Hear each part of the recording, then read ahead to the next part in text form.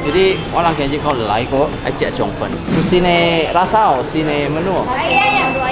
Stasiun madu ayam. Jadi ini Chongfen yang ada showmanship-nya. Kalau kita order baru dia langsung bikin di tempat. 7 tahun yang lalu kau ada datang? Lupa aku.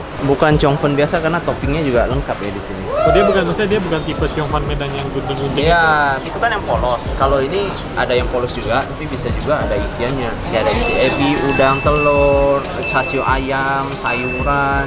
Wagyu yang nggak ada. Wagyu nggak ada ya? Anything you can imagine, mereka bisa bikin.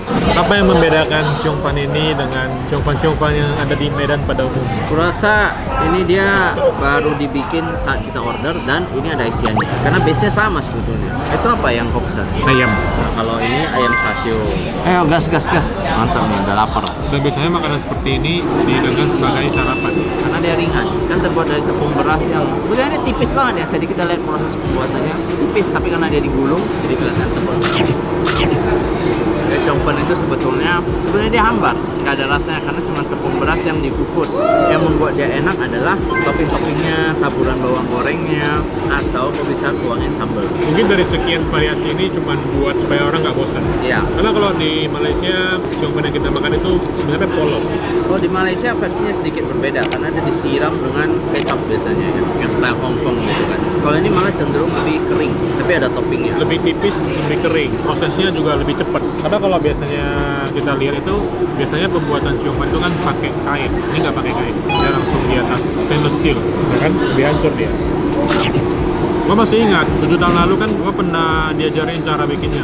Ternyata gak gampang. Makanya kenapa sekarang Aceh masih yang masak. Karena itu perlu skill khusus.